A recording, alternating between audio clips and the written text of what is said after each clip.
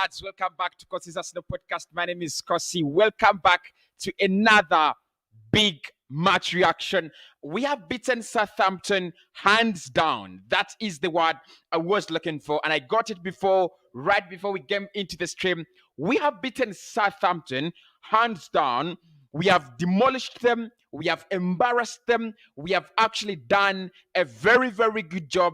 And I can announce to you that Arsenal are finally back to winning ways. Yes, guys. Yes, guys. Smash that like button. Do smash the like button because we are back to winning ways. Look, it's a good performance. It's a good performance. So many positives to take away from that performance. The lineup, the strategy, the way the players played. And I'm going to ask you a question before we dive into all that.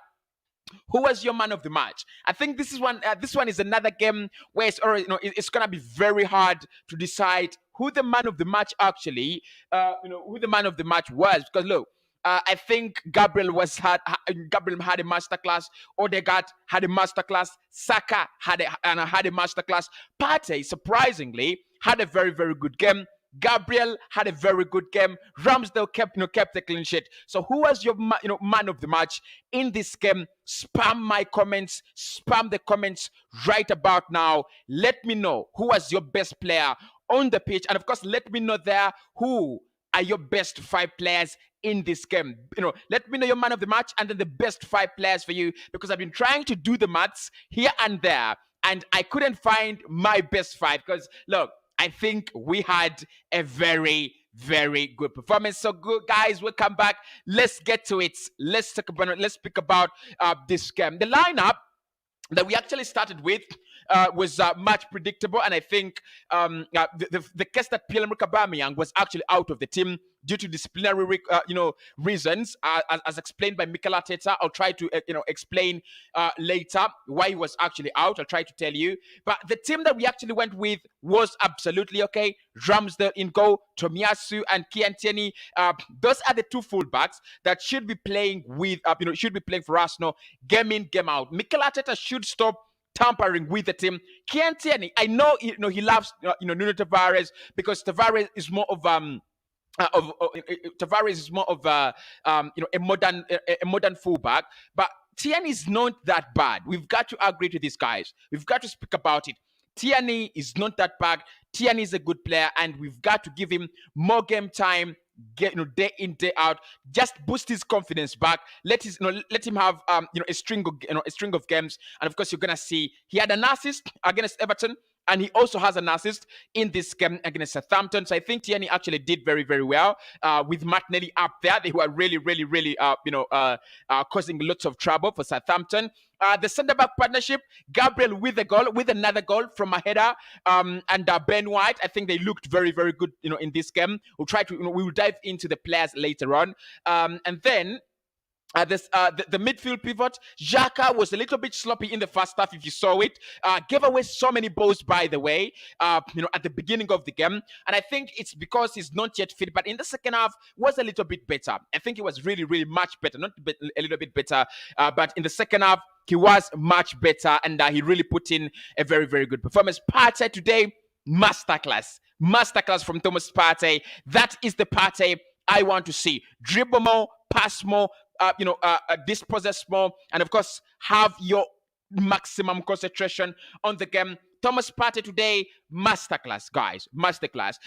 Martinelli is unlucky that he didn't score, right? And Martinelli is so unlucky that he didn't score, but of course Martinelli had a very good game. Saka on the right, on the right hand side of the pitch, and then Alex and Lacazette with Martin Odegaard as our number 10. I think the lineup was okay, honestly. The lineup was okay. Maybe I had hoped to see Emile Smith-Rowe start in this game, but I'm going to say this: I never missed Smith-Rowe in this game. Absolutely, I never did. There is no player I missed in this game. I didn't miss Nuno Tavares. I didn't miss Obasambi Lokonga, especially in the second half. I didn't miss Emile Smith-Rowe. Lokonga, for me, if he started the game, he could have had a better start to the first half. But in the second half, I think Xhaka actually had a very, very good game. So the starting lineup that Mikel Arteta went with, I was absolutely okay with it. And I think I would be very happy if we go with the same lineup, in the upcoming games. But of course, the big question, guys, is who was your man of the match?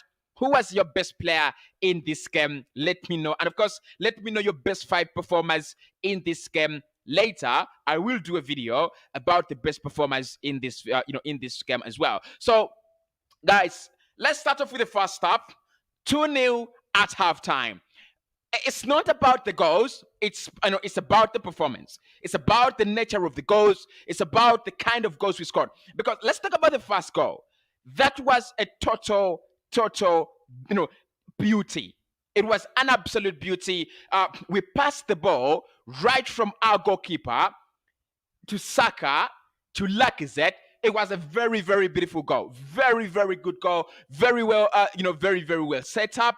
And I think Mikel wants to see much of this. That is what he wants to see him do. He wants us to build from the back, and then have that quick, very, very quick transition. Southampton didn't anticipate that. They actually thought we were not capable of that, and we got them wrong.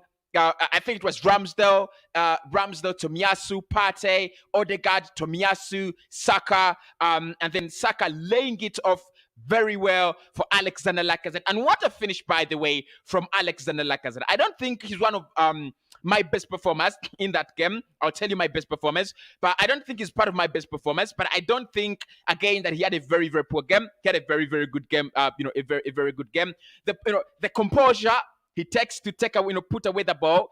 Of course, it looks like he already knows that chance is coming from Xhaka, and he already knows where he's going to place that ball. And immediately, when the ball arrives, when the ball comes in, he places it with utmost composure, with utmost, experience.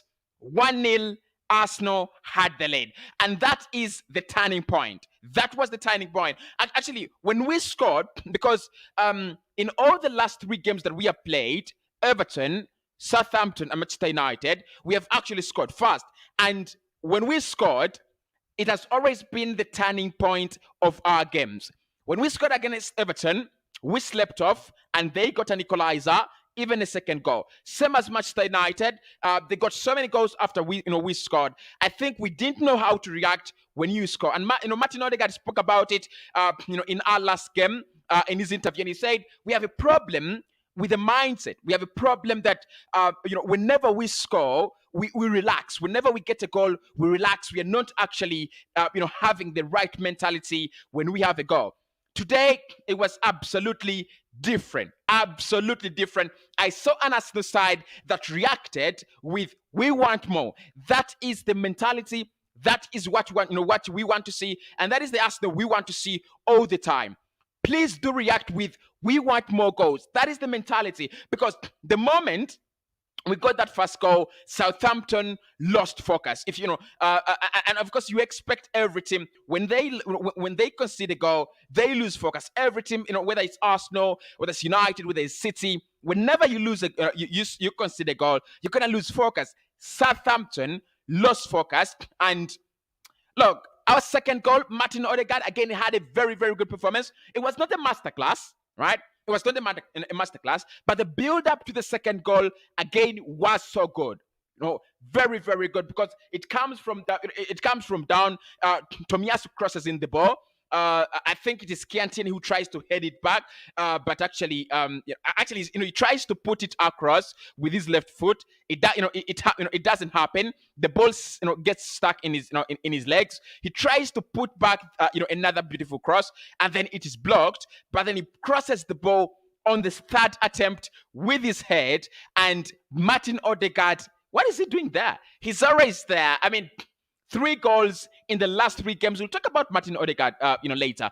But 3 goals in the last 3 games. I think that is your man. Odegaard is your man. He gets there. He's in the box. I think Lacazette is very near. He can't hit that ball, but Odegaard is just arriving. And great work by Lacazette, because what Lacazette does in that scenario is that he notices that Odegaard is actually moving towards the ball. and he's in a better position, so he doesn't actually try to jump to block his view and block his path. He actually gives him the space.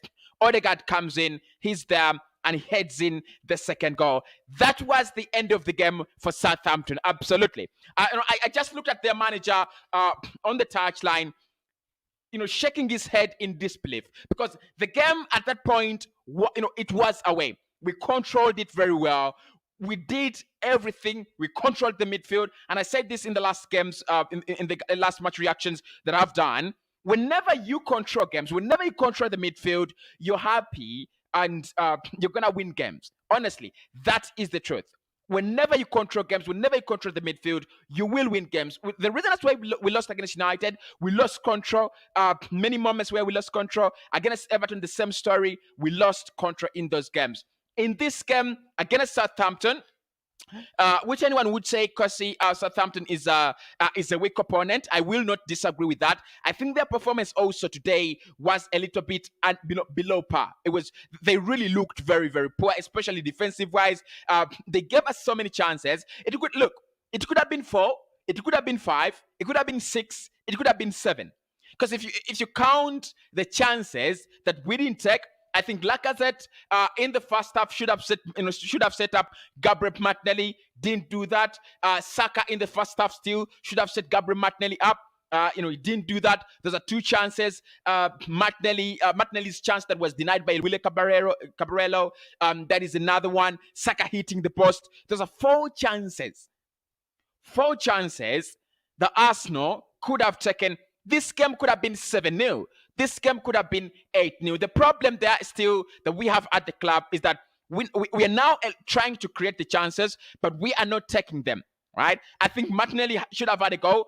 Saka should have had, at least 2 goals in that game, honestly. Saka should have had 2 goals in that game, and probably Odegaard should have had another one, in the game. So we need to take more of our chances, and that is one realization that I actually saw, and we'll talk about that in the 6 things we learned, from this game. So at the first half was absolutely brilliant. It ended Arsenal on top. The second half, that is what I was waiting for. Were we going to sit back? Were we going to start defending our 2-0 lead? Were we going to start being timid? We were not. We actually were better than we were in the first half. Actually, I think we played the second half a little bit better than the first half, because lots of chances again created in the second half. Like I said, we had around 5 chances, 5 big opportunities created there in the first half. We just didn't take them. And of course, it's a problem that, we've always talked about this team. We need to take our chances. We need to take our chances, and so on and so forth. But brilliant performance, guys, from Arsenal. Very, very brilliant performance there. I'm really, really happy with that. So if you look at if we go into some of the statistics, in this game, we had a 62 ball possession overall. When did we last have this? 62% ball possession in the game, as compared to 38% that they had, that Southampton had. We had 15 shots in total on target. They had 11 shots. We had 5 shots on target. They had 6. They were a little bit better than us in terms of getting the target, but they didn't score. Shots off target, we had 7. They had 2 blocks. They had 3. It was 3 all. We had 3 blocks. They had 3 blocked shots as well. Corner kicks, we had 9. They had 8. Offsides 3-1. Fouls 5-9. Yellow cards, we had 2 yellow cards, Saka and Gabriel. And surprisingly, Southampton didn't actually have a yellow card in this game. They didn't have a yellow card. Big chances missed. We missed 3 big chances. We missed 3 big chances. That is a lot. That is really, really a lot. We need to actually take more of our chances. And we also hit the woodwork twice in this game. Look, guys, the truth is Southampton absolutely offered nothing in this game. Sorry to say, Southampton, they offered nothing in this game, right? They offered nothing, because in the second half again, Arsenal had 12%. Arsenal had 72% ball possession. 72%. They offered nothing, right? We were over them. We really had a very, very good performance. And of course, we're going to be looking at player per player and see how these lads really perform. Make sure you smash a like on the video and make sure you also subscribe to the channel as well. So if we get into the players and how they performed one by one, Ramsdale. How much would you rate Ramsdale out of 10 in this performance? He's, according to SofaScore, they have given him an 8.9 out of 10. In this game, I think. Look, he kept a clean sheet. Did he make any very, very big saves? He made 6 saves. In the game, one punch. In the game, but I really didn't see a lot of Ramsdale. I don't think he really, did very, very well. Not really well, but I don't think he had a lot to do in the game like many other players did. I don't think he was really, really much busy in the game. I don't think he was one of the busy lads in goal today. But again, you've got to give him his credit. He gets a clean sheet, another clean sheet, one that he actually, one that has been given to him as a gift by his defense because they were really, really good. But Ramsdale 8.9, I would agree to that from SofaScore. Definitely, he had a very, he had a minimal performance. But one player that I saw today with a very, very good performance was Takehiro Tomiyasu. Tomiyasu had a very good performance, guys. Very, very good. Because if you look at the first goal, Tomiyasu sets up Xhaka, and Xhaka sets up Lacazette. If you look at the second goal, Tomiyasu sets up Tierney, and Tierney then sets up Martin Odegaard. And not only that, I feel like Tomiyasu today ran a lot. He actually did better work in the final third of the pitch as compared to the defensive part of the pitch. I think he's actually becoming better at that. If we look at some of his statistics here, he had 1 interception. He was dribbled past only 1 time in this game. He had 1 tackle. He had 4 ground dwells in this game. He won 2 of them. And he had 9 aerial duels, in the game. He lost possession 18 times, and then his passing accuracy was 81%. He had 87 touches, on the ball. And if you look at his sit map, today, he actually has some bit of concentration in the opposition half.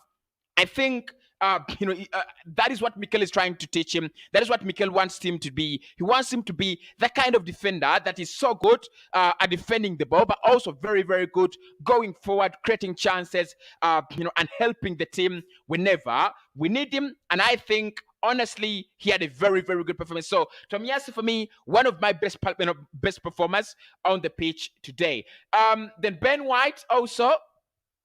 If we look at Ben White, I don't think Ben actually had a lot of trouble today. I think everything was actually very okay. He had 2 dwells in the air, won both of them. 2 aerial dwells, actually won both of them as well. He lost possession 10 times in the game, and he had 66 touches.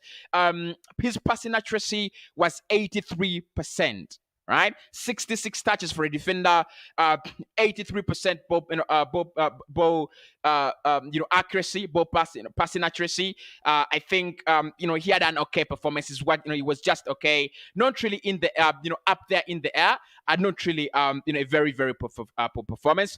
Gabriel Magalhaes with yet another goal. I think Gabriel was brilliant. Honestly, was brilliant, and we've always said this, that he's always one of those very, very underrated players at Arsenal. Really, really very underrated. Very, very underrated. But we know he's a very good player. We know that he's one of the reasons as to why we are actually doing very well defensively. He has a 7.4 rating from SofaScore, and he had a very good performance. Let's look at some of his highlights. Ground duels, he had 2 and 1-1. Aerial duels, he had 4 and he won 3 of them. Of course, we know he's very, very good in the air. Possession lost only 5 times. He lost possession only 5 times, and his passing accuracy is 88% in this game. So that's that speaks volumes about Gabriel Magalhaes. Very, very good performance. And it's not the first time that is having a very good performance. I think many people do not actually realize how good Gabriel is. Many people just, take it for granted that he's a good player. Many people take it for granted that he's actually performing well. But the truth is, Gabriel is a very good player and is really supportive of this Arsenal defense very, very much. Then another one that was so good today was Kian Tierney.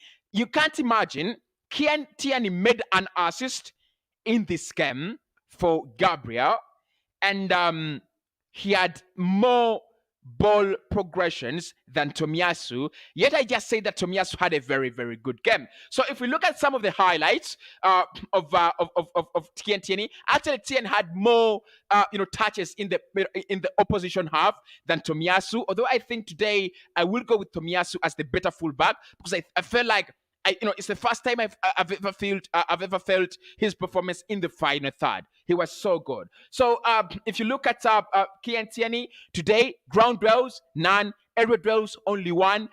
What did he do? Touches. He had 63 touches in this game. And much of the work he did was in the opposition half. He had 86% passing accuracy, and he had 3 long balls in that game. I think the difference between Kian Tierney and Nuno Tavares is Tierney is a balanced defender. Tierney gives you a lot more to believe in, especially when you do not have the ball, and he gives you just enough when you have the ball. My problem with Nuno Tavares is that he gives you very little defensive wise, but going forward, he is a lethal defender. He's a very, very good defender. I think he needs to really work on his defensive part of the game. Otherwise, he's going to be one of the best players there, the best left backs in the world, Nuno Tavares. But Kian Tierney today, again, we saw something really interesting. We saw a player that did his defensive duties very well. Obviously, very good work from Gabriel Martinelli. We'll get there because I think Martinelli really backed up Kian Tierney a lot in this game. But that doesn't take anything away from Tierney. Tierney had a good performance, brought in the balls, was crossing in those balls at a very, very good rate, and obviously was also falling back and defending when we actually needed him to do exactly that. Kian Tierney, good performance, really, guys. Good performance. Let's get to the midfield pivot. Like I said, I'll start with Granit Xhaka. Xhaka has the lowest rating in this team. I think, people, let's be honest, we can't smoke Xhaka, right? We can't smoke Xhaka. At the moment, Xhaka is not fully fit. And I know what hurts me the most is that Mikel Arteta knows this. Arteta knows that Xhaka is not fully fit, and he gives him 90 minutes. He wants him to play 90 minutes. It's unfair. It's absolutely, absolutely unfair. Today, of course, he was subbed off, and then Odegaard and Lacazette came on the pitch. But I think Xhaka needs some more time.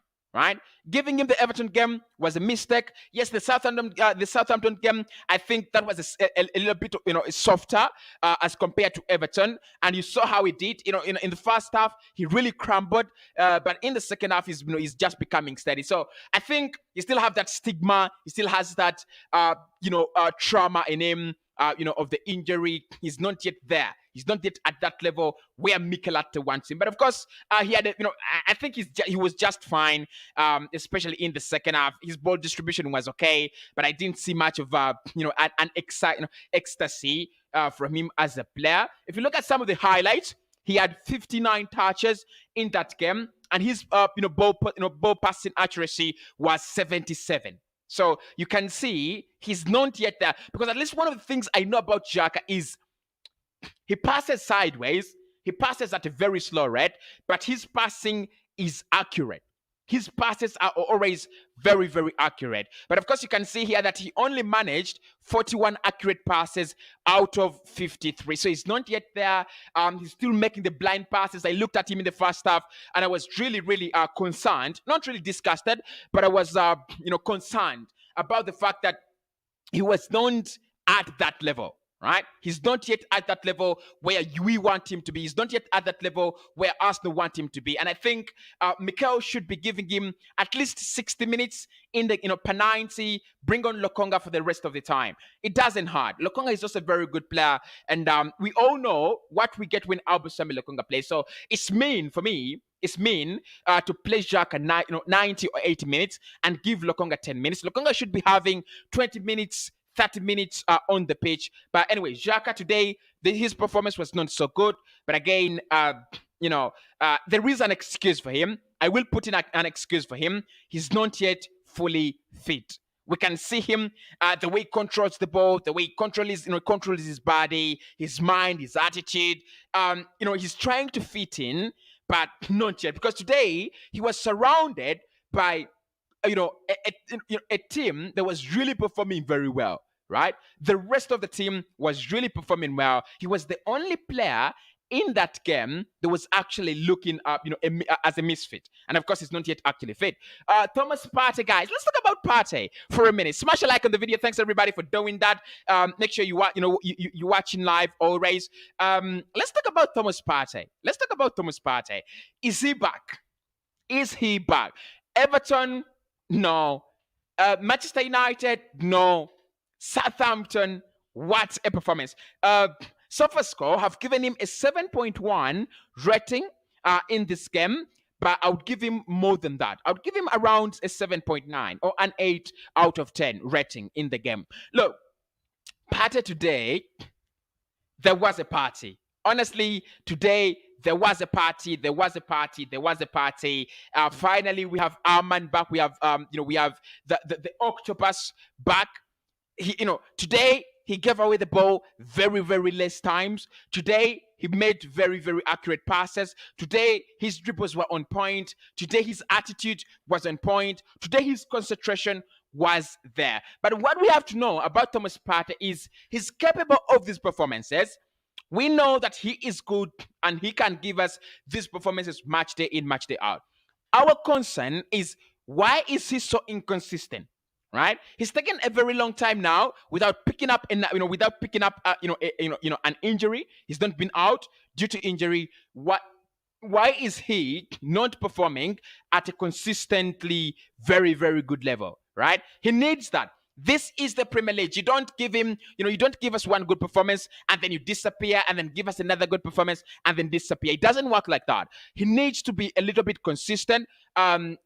Keep up this performance. Today, he was so good. If you look at some of the statistics in this game, or highlights, one, passing accuracy, 84% as compared to Granit Xhaka's 77. So you can see that, his passing was on point today, played 90 minutes, and he had 49 accurate passes out of 58. So literally, he only made 9 wrong passes, right? In the 58 attempted, only 9 of them were wrong.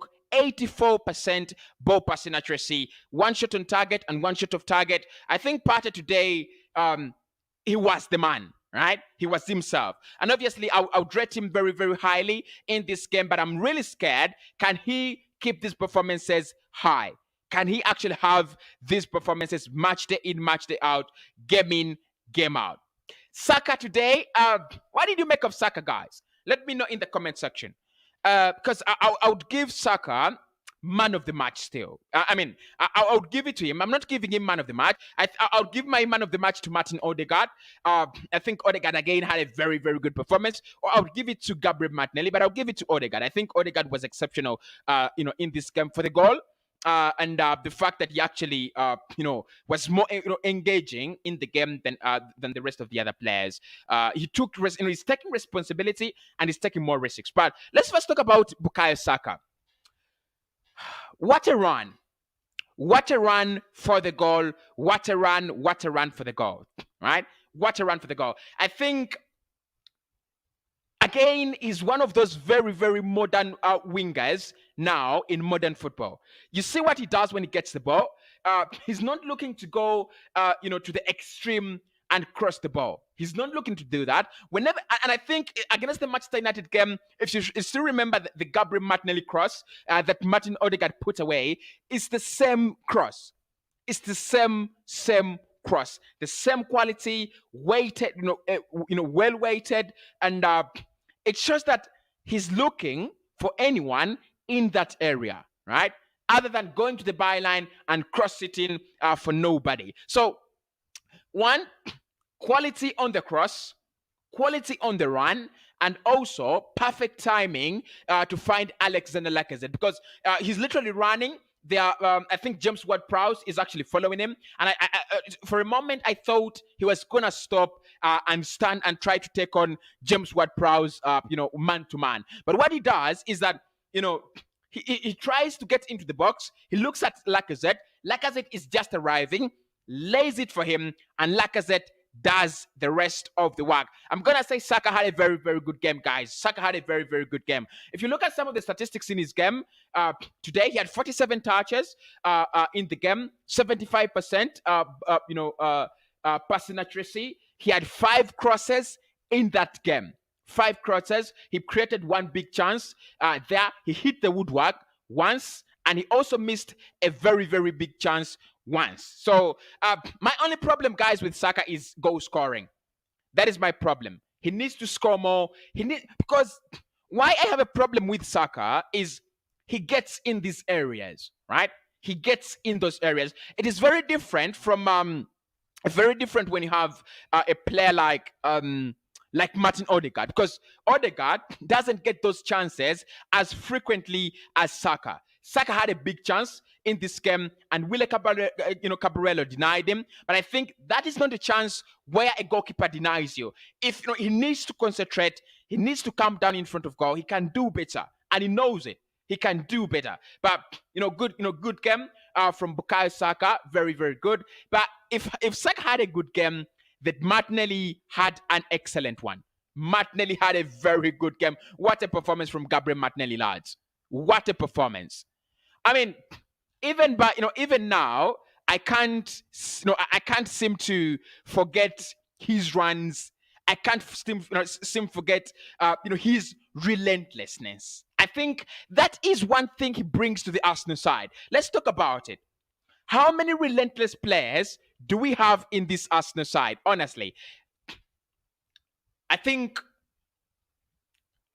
Kiantian is relentless. Martinelli is relentless. I think those are the 2 players that I can say are really relentless. They never give up until the last whistle. They never give up. They never give up. Gabriel Martinelli today, I mean, how many attempts did he have on goal? How many times did he try to score? Hit the woodwork. Didn't stop there. Had a very, very good shot denied by the goalkeeper. Didn't stop there. He kept on troubling Southampton. I think he didn't come onto the score sheet. But if you ask, Southampton, who was the hardest player to play today, it should have been Gabriel Martinelli. He is really relentless. And it speaks volumes as to why we've always said Mikel Arteta should be giving him chances, right? And I do side with Mikel. I know, Smith has been very, very good, and a couple of players have really been, performing at the top level. But we've got to acknowledge the fact that we have such talent. We've got to acknowledge the fact that these players are really playing at the top level, and they're really, really playing well. Martinelli, what a performance.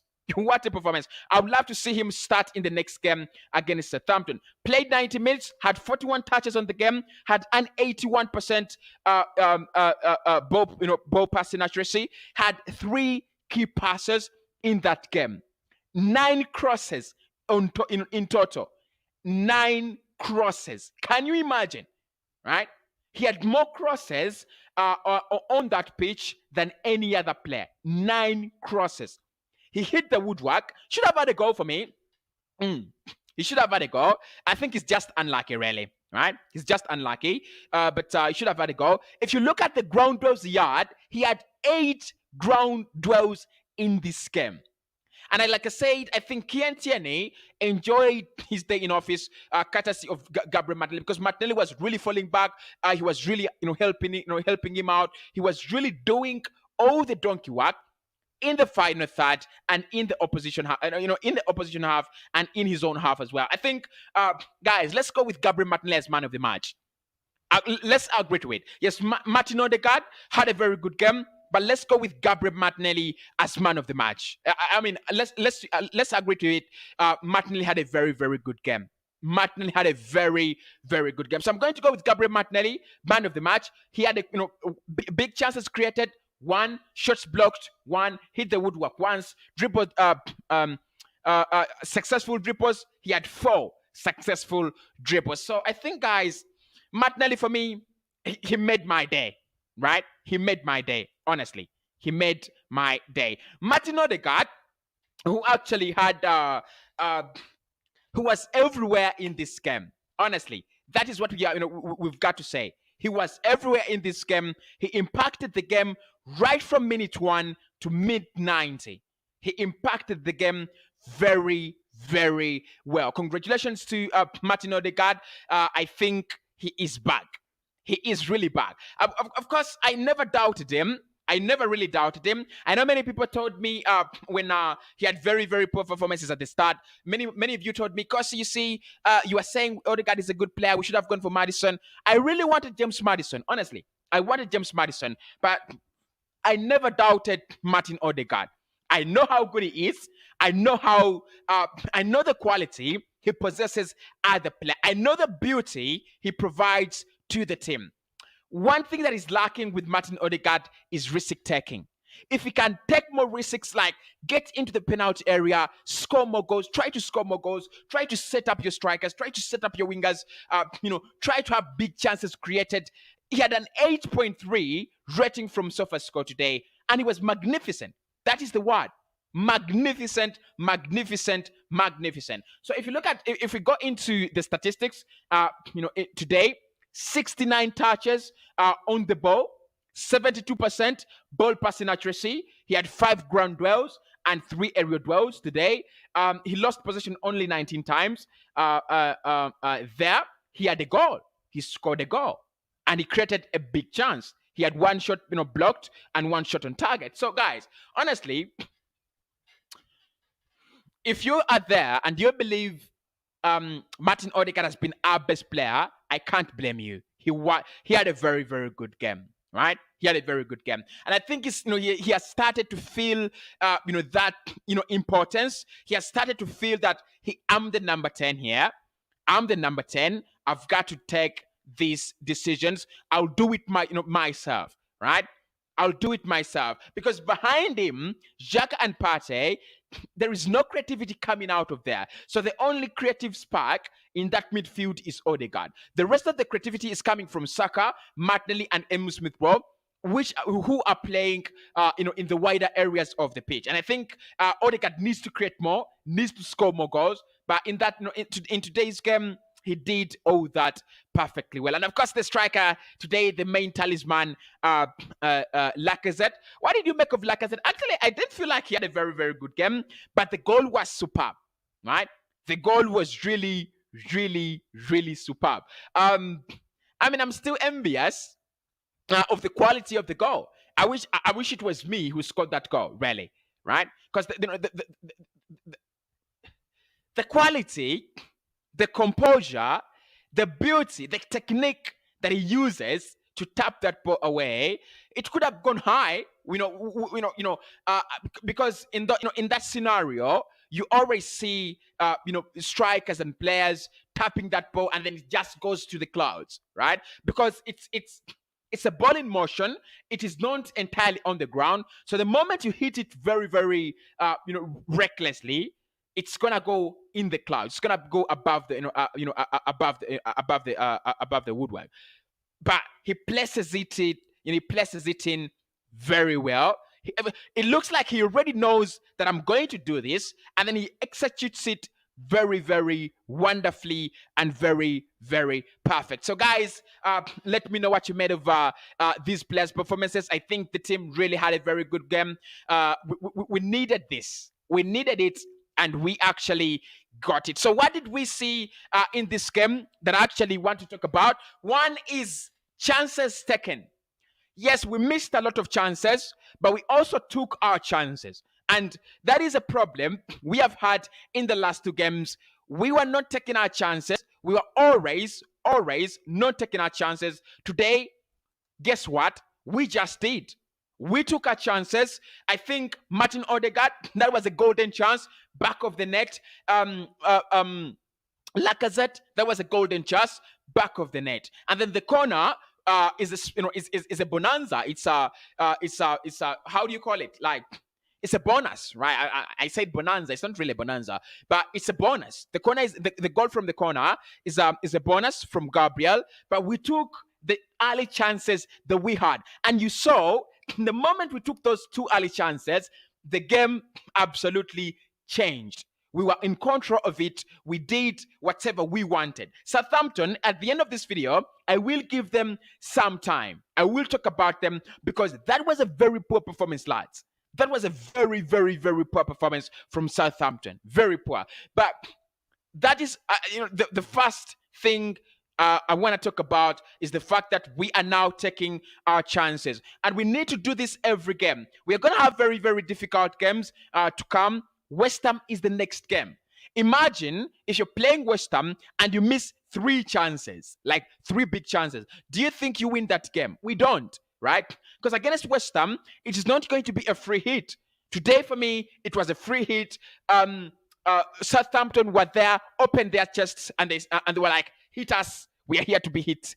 But for West Ham, it is not going to be the case.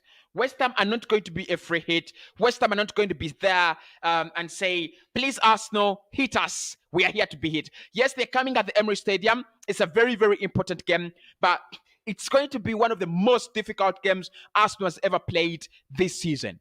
Because West Ham are on fire. They're almost at a level where we would say they're performing better than us this season, right? Yeah, I mean, reality is reality. They're performing better than us this season, aren't they? West Ham. So take your chances. Create some few chances. Take them, right? That is how you beat and win games. Take your chances. I think we took our chances and we changed the game. We impacted the game. We learned from our mistakes. I think that is a point that I saw in this game. We learned from the mistakes we committed against Manchester United and Everton. When you score a first goal, you have the leadership in the game, right? When you score a first goal, you don't start defending right away. Unless you're playing Liverpool, Chelsea, or Manchester City. Those are the only 3 clubs that I will give permission to Arsenal to defend throughout the 90 minutes. Whether we have a goal or we don't, we should defend. Whether we are 4-0 down or 6-0 down, we should defend, right? Game management mode right from minute 1. But United, Everton, Southampton, I don't want to see Arsenal defending 1 goal, 2 goals, 3 goals, right? We have a negative. We came into the game with a -4, goal difference, and I thought we should have beat them 5 and cleared the debt. Like, cleared our goal difference. It's embarrassing that we are among the top 5 and we have a negative goal difference. It's really, really embarrassing. I don't want to see it, right? I really don't want to say it. Let me see.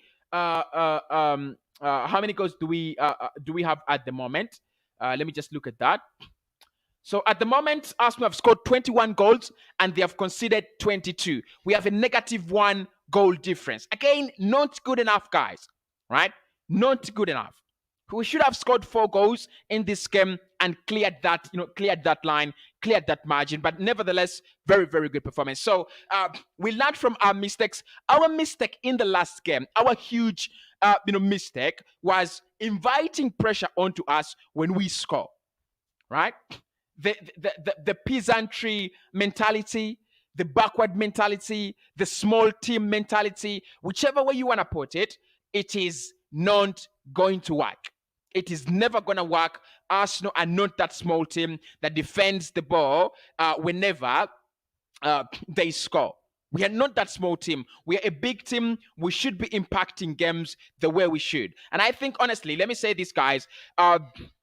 We impacted that game because we scored that goal, those 2 goals. And we impacted that game because we did not fear to get out of our comfort zone and look for a 3rd goal and look for a 4th goal. By the time the game ended, like I said, should have been 7 goals, should have been 6 goals, should have been 8 goals, right? We are only unlucky that we have not yet had a scoreline of that magnitude. We should have scored 6 against Everton. We should have scored six against Southampton. We should have scored 6 against Leicester. We should have scored 6 against Crystal Palace, right? It is the mindset that has been holding us back. And if we can do that every game, go to West Ham, get a goal, and try to show them that, hey, we are here to take you out of top 4. Right? Because in the next game, I don't know. Let me look at West Ham, because they have a game in hand. They have not really yet played. Let me see where their next game and who they are playing. They are playing Burnley tomorrow. Are they playing Yeah, they're playing Burnley tomorrow. They will take on Burnley tomorrow. I think they can beat Burnley. But it could also be a draw, right? It could also be a draw. So what I want to see against West Ham is a side that wants to win against West Ham and get to the top 4. That is what I want. How are they doing? They're losing games, really. They lost to Dinamo Zagreb. They lost to Manchester City.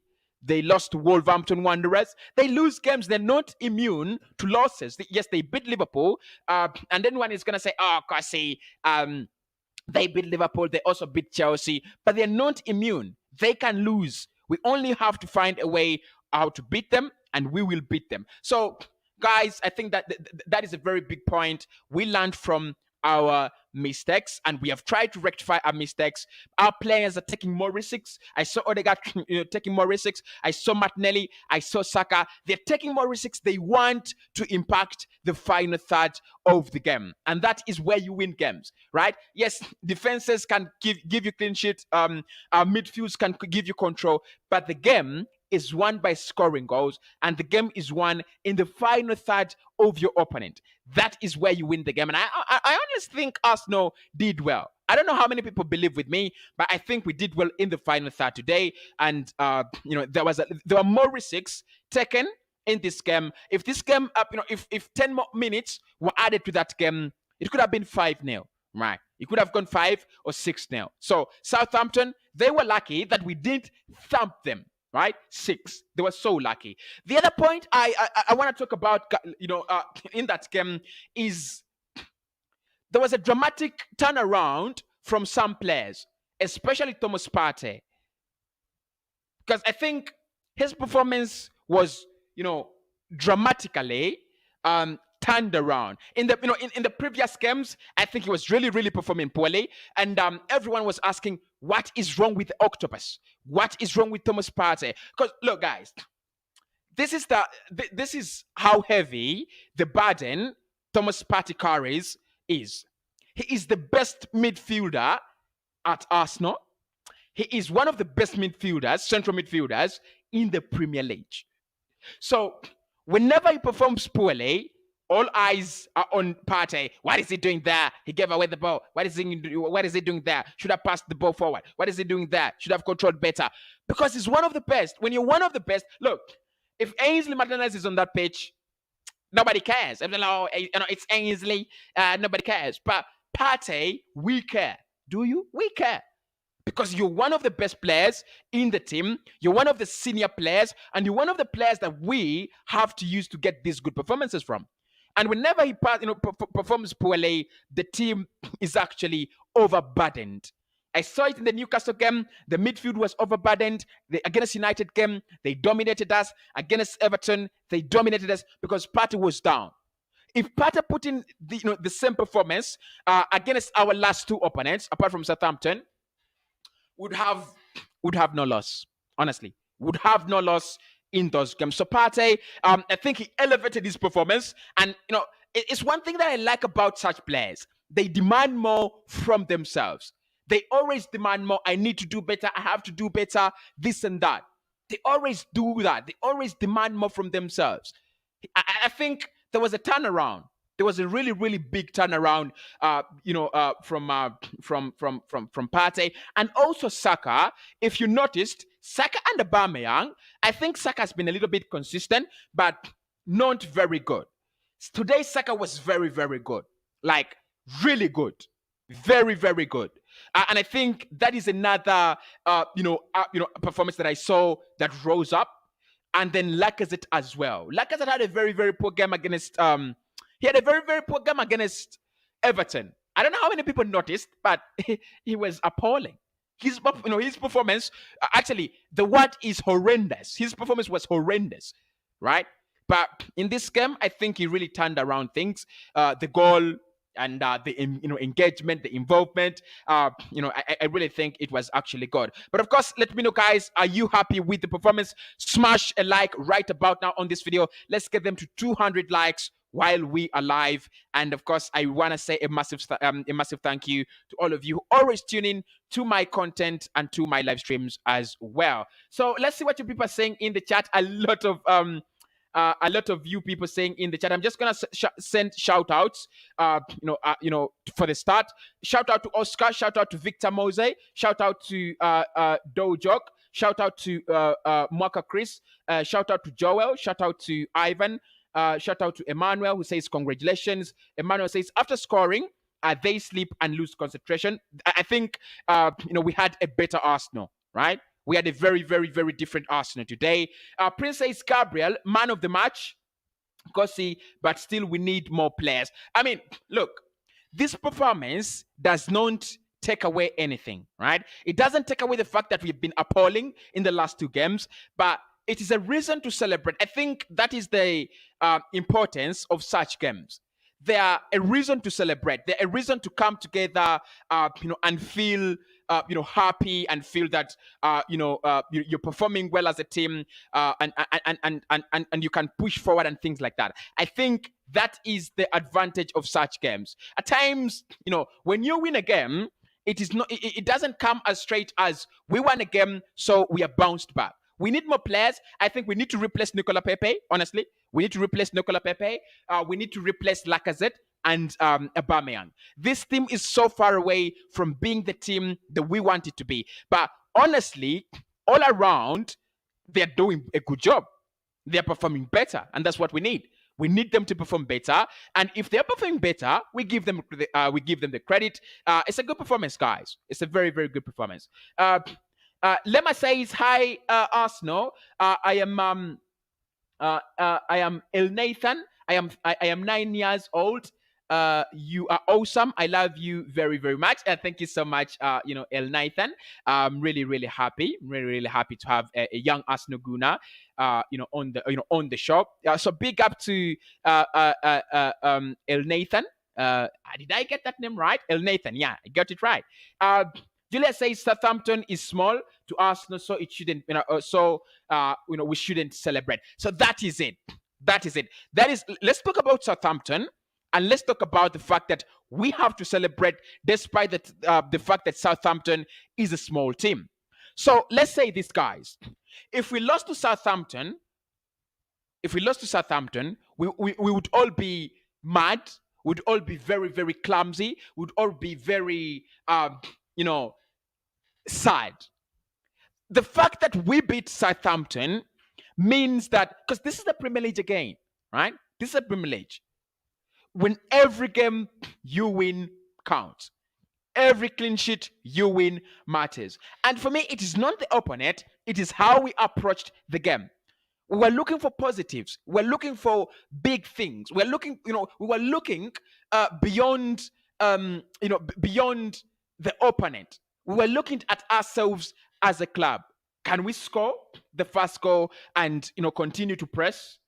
Can we better our press? Can we take more risks? I think don't look at Southampton. Look at how Arsenal played in that game, and compare the performance to when we played Norwich, because Norwich are a smaller team than Southampton, but we played better football when we played Southampton than we played Norwich. So I'm not deluded. I'm not saying it is over. Arsenal are back. I didn't say that. We are back to winning ways. Yes, we are, because that's a fact. We are back to winning ways, but we need more players, and it is not over, right? But we've got to celebrate it, and I will celebrate every win that my team takes. I will celebrate. I will definitely celebrate. So anyone who thinks that we shouldn't celebrate, I think massive calls for celebration, right? Massive calls for celebration. I can't read the name, but someone is saying, I have liked the video. Arsenal is my favorite team. Thank you so much. This is the comment. And please, guys, do like he has done.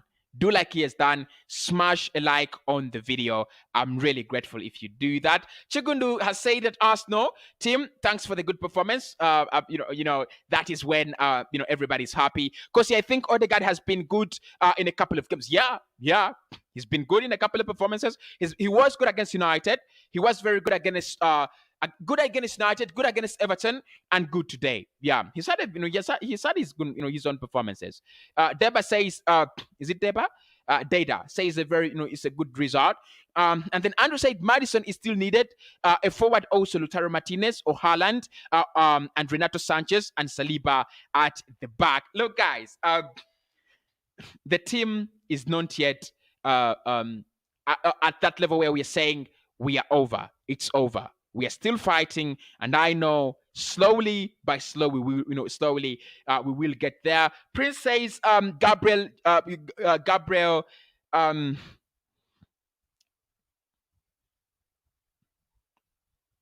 says Gabriel man of the match. Which Gabriel? We have two Gabriels. Yet Gabriel Martinelli and Gabriel Magalhaes. Actually, both of them are Gabriel M. But I think you mean Gabriel Martinelli. Yeah, because I picked Martinelli as well. I think Martinelli had a very good game, by the way. And then Arteta, please hide Aubameyang somewhere in a completely, he is completely washed out. Aubameyang, actually, let me talk about Aubameyang and Southampton because time is running out. I mean, when you win a game, you really have a lot to talk about, don't we? But I'm going to have another live stream later. We'll be talking about the 6 things we learned and the player ratings. So make sure you do check that out. I'll be gassed if you guys join me then. So according to the Athletic, this is what they have said. The Athletic report: Pierre-Emerick Aubameyang was dropped from the Arsenal squad against Southampton after returning late from a trip abroad and not following COVID-19 protocol. I'm really tired of this lad. I'm absolutely tired of this lad. I don't know what is wrong with Aubameyang. Honestly, I do not know what is wrong with Aubameyang. He was left to go. He was given permission to go on for private business. We do not have a problem with that. But he returned late and he broke COVID-19 protocol. A senior player at the side, how how the virus actually affected football and how it affected the team and the game at a broader level. I don't know how Aubameyang is thinking these days. I've seen was it Martin Keown who was saying that the problem is with Mikel Arteta. He's no longer believing in Aubameyang, and I was like, this is crap. The man has given Aubameyang every game. He has given him every last resort of belief. And Aubameyang is consistently performing at the worst levels there could be in the world. It's not on Mikel. I've already said this and I'll say it again. Aubameyang's poor form, Aubameyang's poor performances are not on Mikel. Now look at him. He's really this is not the first time he has had disciplinary issues. It's not the first time. If you still remember, lads, it's not the first time. I'm just tired of this lad. I'm really, really tired of this lad. But I wanted just to talk about Southampton in just in a minute. I think we won that game comfortably because Southampton also didn't arrive today. They offered nothing in that game, honestly, guys. They offered nothing, right?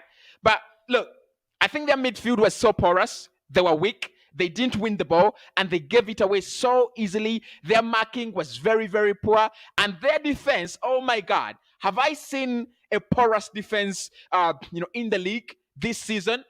Let me look at the worst defenses in the league. Tottenham Hotspur, at some point in time before Conte, they had one of the worst defenses. United, before Ralf Rangnick, they had one of the worst defenses as well. But I'm not even gonna lie, guys. I've not seen a team that defends football ridiculously at a very, very, very poor level like Southampton.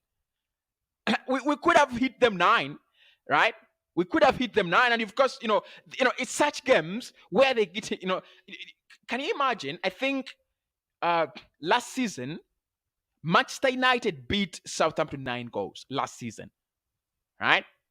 And the season before that, they had lost to Leicester City 9 goals again.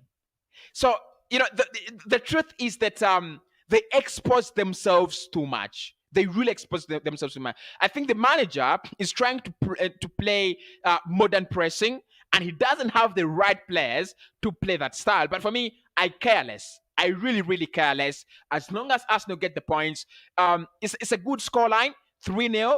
It boosts the confidence of my team. I care less, right? I really care less. I could care less. So, guys, in summary, that is our performance. We have smashed that Southampton side. Someone says the guy is just trying to protect Aubameyang. Yeah, that's true. That is true. I think Arteta is trying to protect Aubameyang. He's not letting him. He's not hanging him out to dry. But for me, Aubameyang is letting the team down. He's letting Mikel Arteta down, and he's letting himself down. He's mature enough. He is really mature to be providing us with better, with more. What is he doing? What is he thinking? He's not the best player at the side.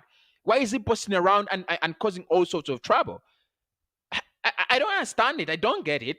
I really don't get it. Then he says, "Bro, I see we are going in the Champions League. Oh, come on, let's not start this DA. Let's not start this Champions League. No way.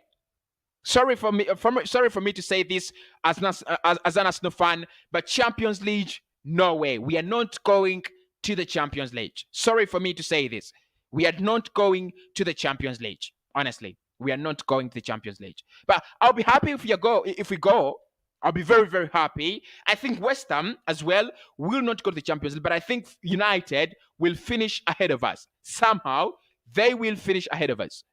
Somehow. Because they have the quality, and now they have a quality manager, right? And then the top three, they have already selected themselves. I think Europa League, that is what we have to fight for, right? That is what we have to fight for. Fight for Europa League like you've never fought for anything else. I'll be very happy if Arsenal go back to Europa League. I'll be very happy because it will be a step forward, right? A small step, a very, very small step.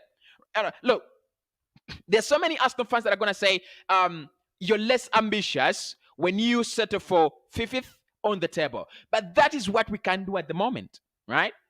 That's what we can do at the moment. And that's why I really get mad when we drop out of the top 5. I really get mad. We should be there. We should force West Ham out of top 5. We should be in the top 5, right? The moment we get to top 5, then you can start dreaming of Champions League. But if we can't get to top 5, if we can't consolidate our place in the top 5, let's not even dream about it, right? Let's not even dream about it. Someone says we still need strikers. Joshua says we need a holding midfielder. And Martin says great display today, but we need more goals. Odegaard was man of the match. Julia says so cossy. It's like you're saying Arteta is now capable of the team. At times you confuse. I didn't say Arteta is capable of the team. I didn't say that. Look, if you want me to not to celebrate, or if you want me to always say bad things about Arsenal because I want the manager out, no. If you want me to support the ideology that Arsenal should lose a game or should lose games in order for us to push Mikel Arteta out, no.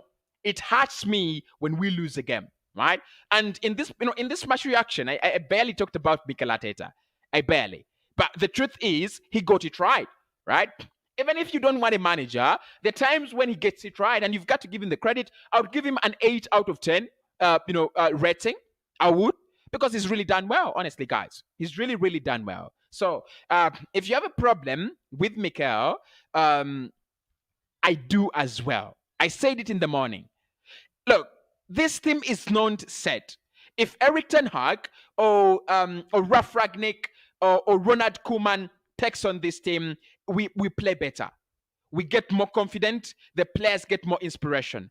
But that doesn't take away the fact that today Mikel Arteta got a result. It doesn't take anything away from that. And I don't like Mikel. Everybody knows that on this channel. It's now 2 years.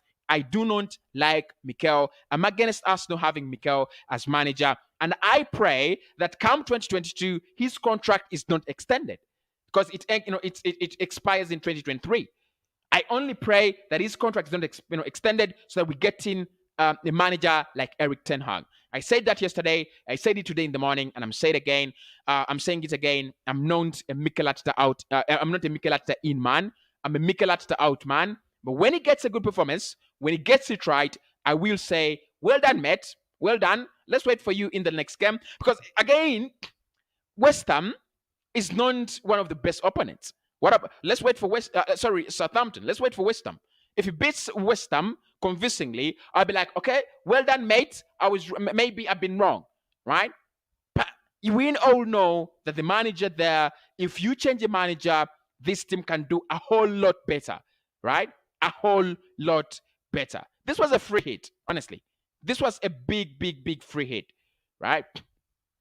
Joseph says it's been a very, very great game for us. Thomas Fury, my man, says we are still far from Champions League because we can't beat the top four. Suraja says people outshot number 14 is dying. And Samuel says the guy is just trying to protect Aubameyang. I think at the moment, Aubameyang does not deserve shot number 14. Yeah, at the moment, he doesn't deserve it. He doesn't.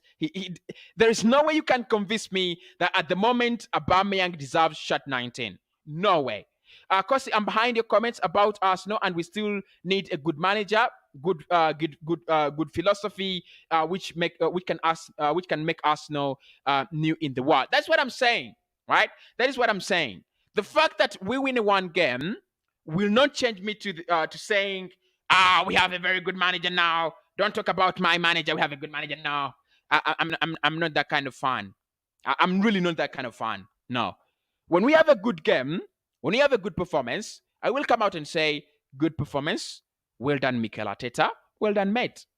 When we have a bad performance, I'll call him out, and everybody knows I always call him out, right? I always call out managers. When you have a good performance, I'm gonna highlight your weaknesses. That's what I do, right? With Mikel Arteta particularly, I want him out. It's not changing.